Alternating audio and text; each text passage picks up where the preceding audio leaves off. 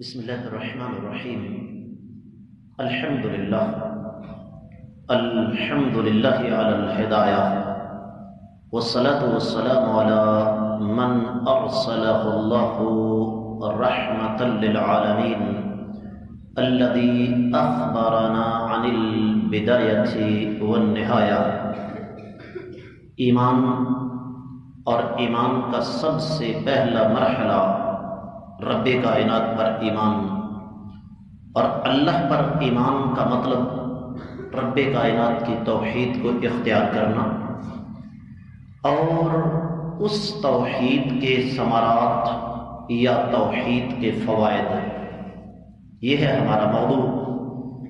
گزشتہ سبق میں ہم نے توحید کے 10 فوائد بیان کیے۔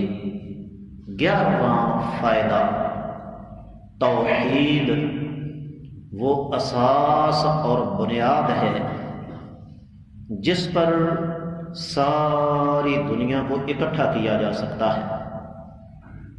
قرآن کہتا ہے سورہ آل عمران 64ویں آیت مبارکہ، قل، اے نبی صلی اللہ علیہ وسلم آپ فرما دیں، یا اہل الکتاب تعالوا الى کلمۃ سواء بیننا وبینکم الا نعبد الا اللہ ولا نشرک به شیئا ولا يتخذ بعضنا بعضا اربابا من دون اللہ۔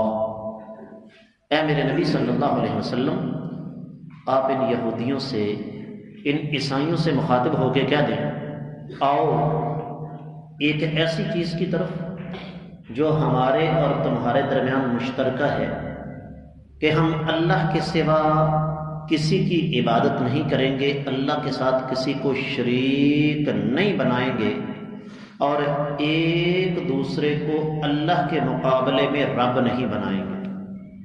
اس بات کو سمجھنے کے لیے قرآن کی ایک اور آیت کا میں حوالہ دوں گا۔ سورہ توبہ میں رب کائنات فرماتے ہیں، اتخذوا احبارهم ورهبانهم اربابا من دون اللہ۔ ان یہودیوں اور عیسائیوں نے اپنے مذہبی پیشواؤں کو، اپنے پیروں کو، اپنے رہنماؤں کو اللہ کے مقابلے میں رب بنا لیا۔ عدی بن حاتم رضی اللہ تعالیٰ عنہ، جو کہ حاتم طائی کے بیٹے تھے، عیسائیوں کے بہت بڑے رہنما تھے، مسلمان ہوئے، فرمانے لگے، اے اللہ کے رسول صلی اللہ علیہ وسلم، ہم تو اپنے مذہبی پیشواؤں کو اللہ کے مقابلے میں رب نہیں بناتے تھے۔ فرمایا بناتے تھے۔ پوچھا جی وہ کیسے؟ فرمایا تمہارا حلال و حرام کا سارا سلسلہ تمہارے مذہبی پیشواؤں کے اوپر تھا۔ جس کو انہوں نے حلال کہہ دیا تم نے حلال سمجھ لیا، جس کو انہوں نے حرام کہہ دیا تم نے حرام سمجھ لیا، یہی رب بنانا ہے۔ توحید کا 12واں فائدہ، توحید اللہ کا سب سے پہلا حکم ہے، اور شرک اللہ کی سب سے پہلی منع کردہ چیز ہے۔ سورۃ الانعام 15ویں آیت مبارکہ، قل تعالوا اتل ما حرم ربکم علیکم الا تشرکوا به شیئا۔ اے نبی صلی اللہ علیہ وسلم، آپ انہیں مخاطب کر کے کہہ دیں کہ آؤ میں تمہارے سامنے تلاوت کرتا ہوں کہ تمہارے رب نے تم پر سب سے پہلے حرام کیا کیا ہے، اور حرام کیا کیا ہے؟ اللہ کے ساتھ کسی کو شریک کرنا۔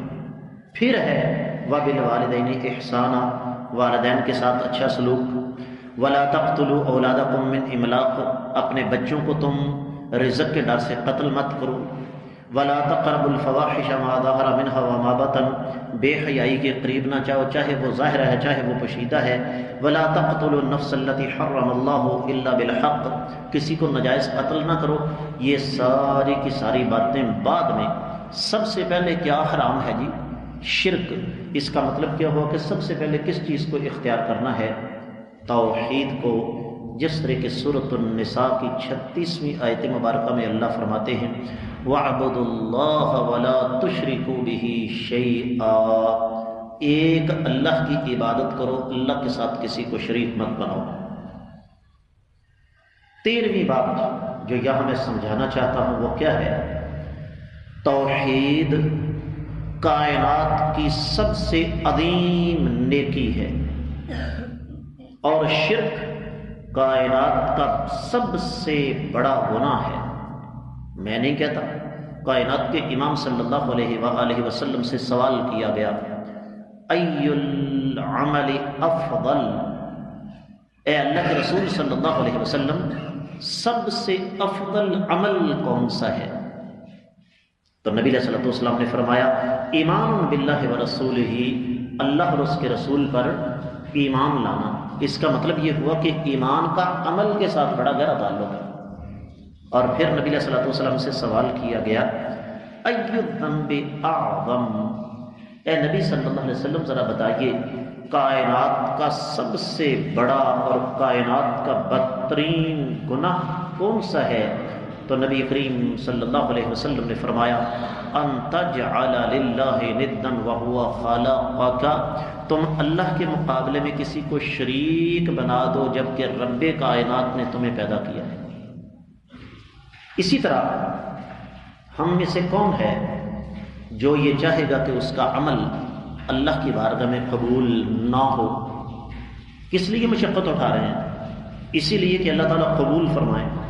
کسی بھی عمل کی قبولیت کے لیے شریعت نے 2 شرطیں لگائی ہیں، اور ان میں سب سے پہلی شرط اللہ تعالیٰ کی توحید اور اللہ کی وحدانیت ہے۔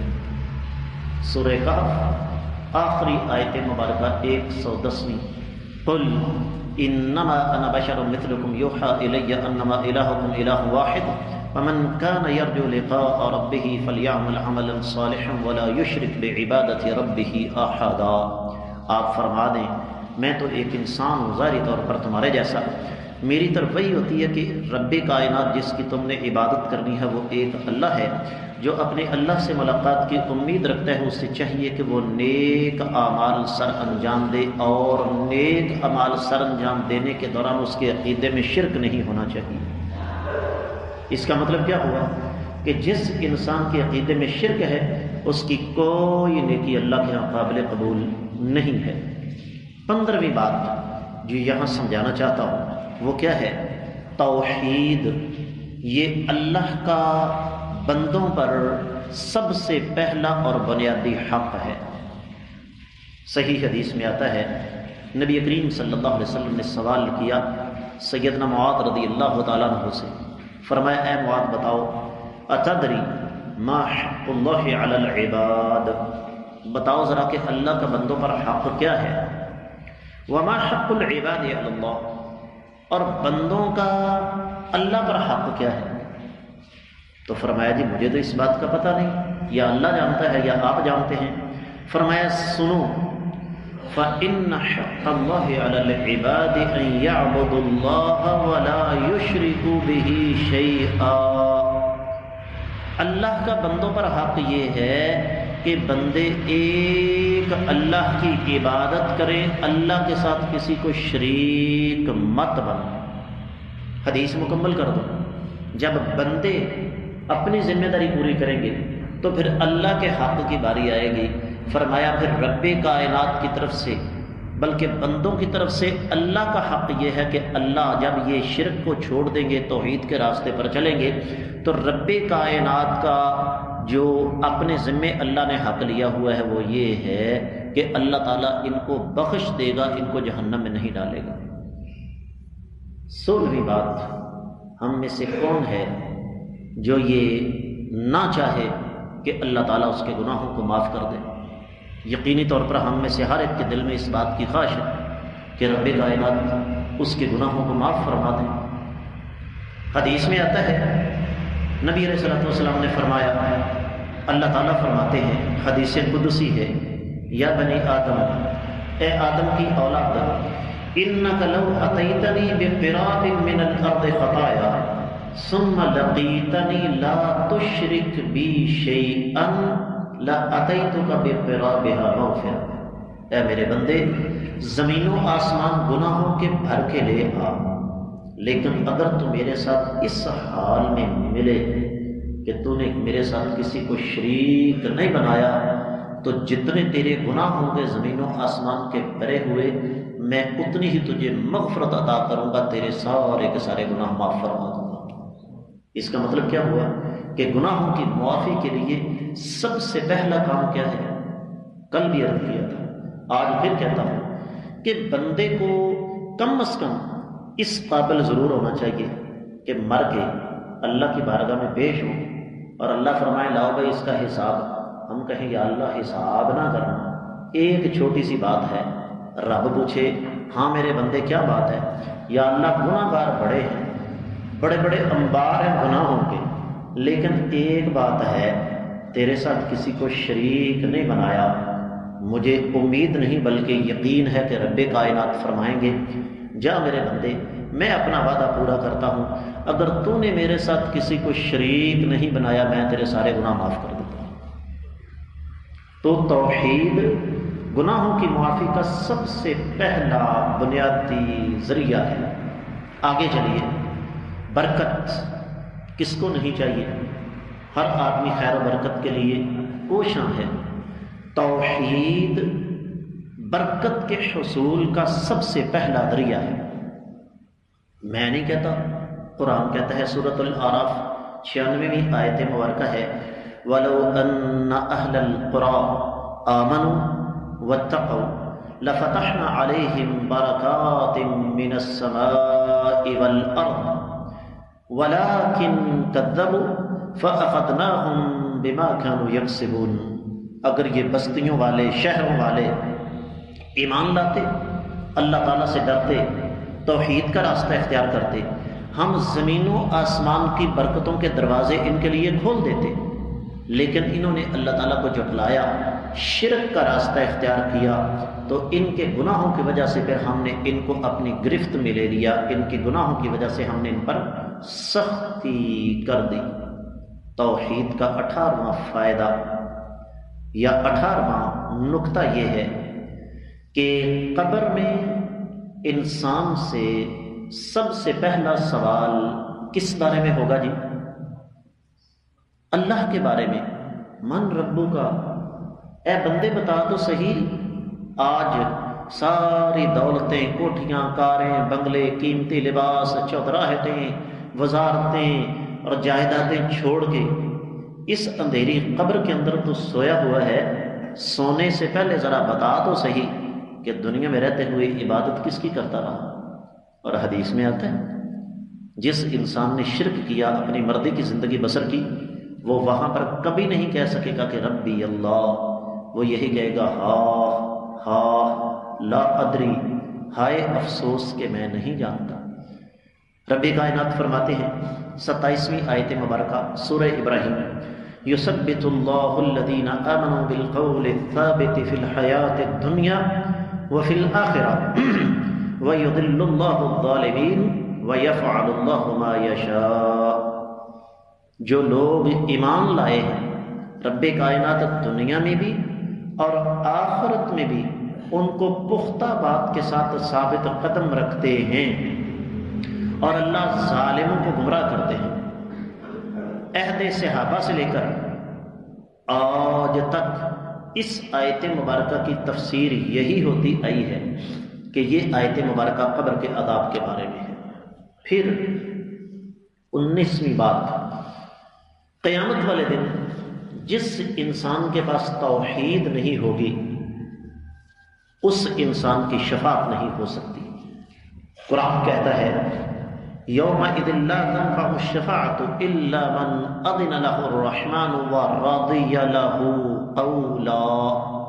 سورہ طٰہٰ 109 آیت مبارکہ، اللہ فرماتے ہیں قیامت والے دن کسی کو سفارش فائدہ نہیں دے سکے گی سوائے اس انسان کے جس کے لیے رب کائنات نے اجازت مرحمت فرمائی اور اللہ تعالیٰ اس کی بات کے ساتھ راضی ہو گئے۔ تو اللہ راضی کس کے ساتھ ہوں گے؟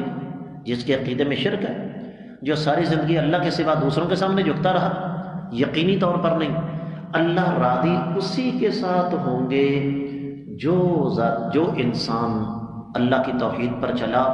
یہی وجہ ہے کہ نبی علیہ الصلوۃ والسلام نے وضاحت فرما دی، فرمایا اسعد الناس بشفاعتی من قال لا الہ الا اللہ خالصا من قلبہ، قیامت والے دن میری شفاعت سے سعادت مند وہی ہو سکے گا جس نے خالص دل سے لا الہ الا اللہ کہا۔